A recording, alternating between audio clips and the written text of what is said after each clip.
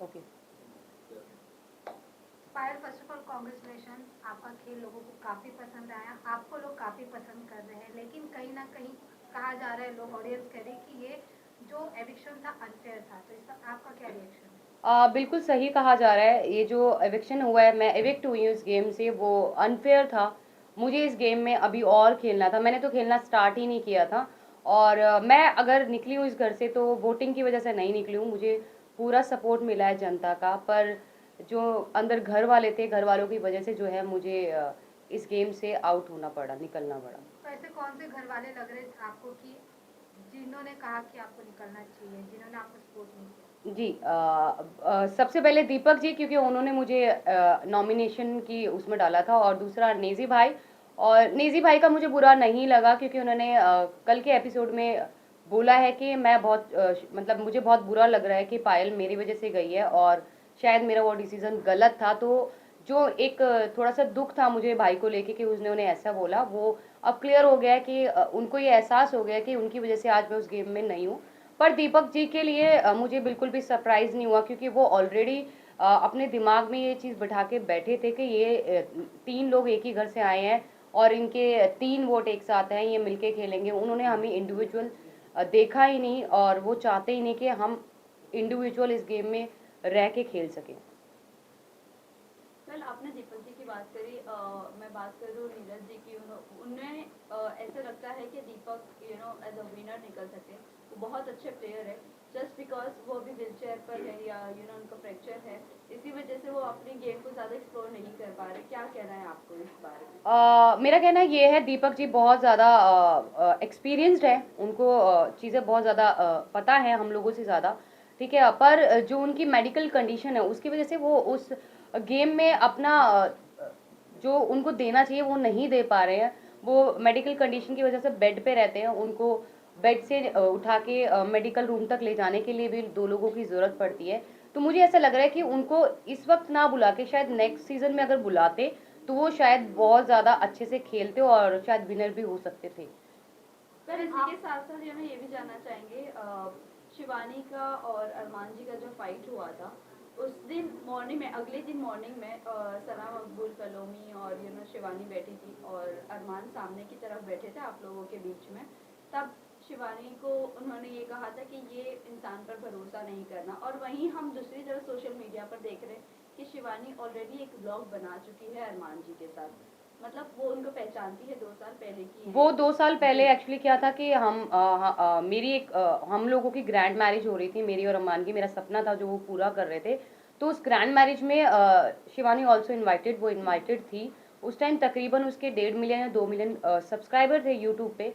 तो वो हमारी शादी में आई थी इंजॉय करने, तो वो 2-2.5 साल से हमें ऑलरेडी जानती थी। जी। जी।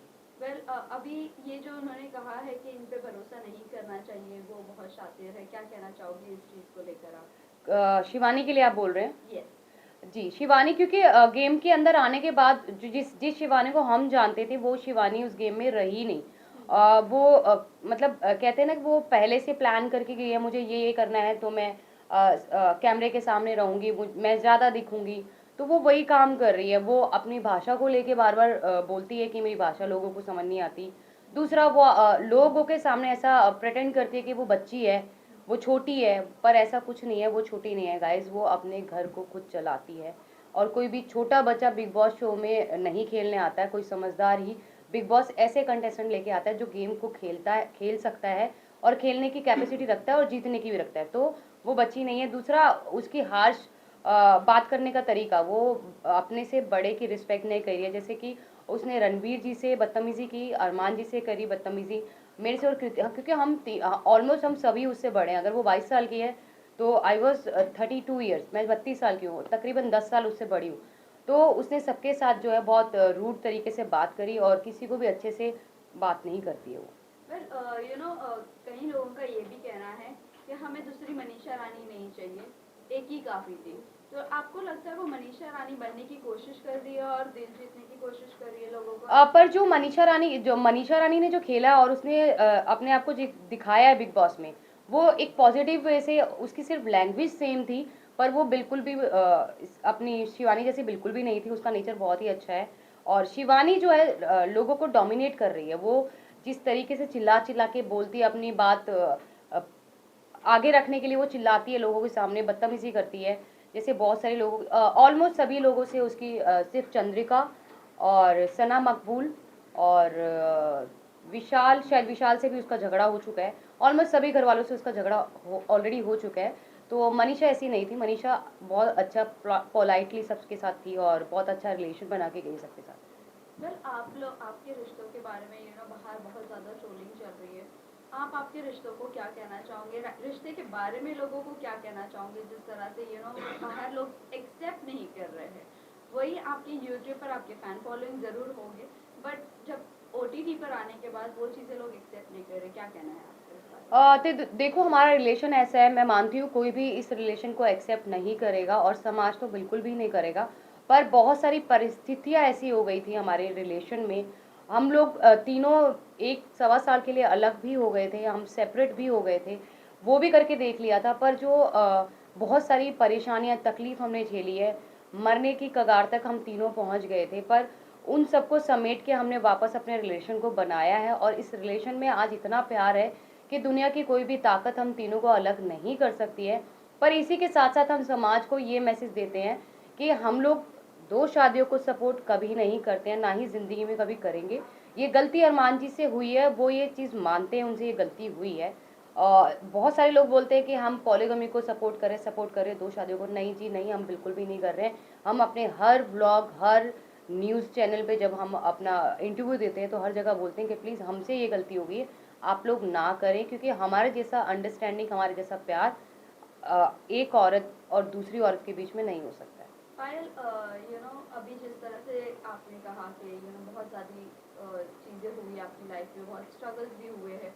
अब जब आप बिग बॉस पर आते हो और इतना डार्क फेस को वापस से एक बार रिपीट किया जा रहा है, सेम चीज़ें रिपीट की जा रही है, ये कितना मेंटली टॉर्चर है? और इससे अभी उगना चाहोगे या वहीं पर वो सब मेमोरीज अभी रिकलेक्ट करते रहना है नहीं नहीं, आपको? बिल्कुल भी रिकलेक्ट नहीं करना। अब उस फेज को हम बिल्कुल भूल चुके हैं। पर क्या होता है ना कि आपकी कुछ चीज़ें, जो कुछ इमोशन जुड़े होते हैं आपकी लाइफ के साथ, तो वो उस समय के साथ भी हमारे थोड़े, मेरे अलग हैं, अरमान के अलग है, कृतिका के अलग है इमोशंस हैं।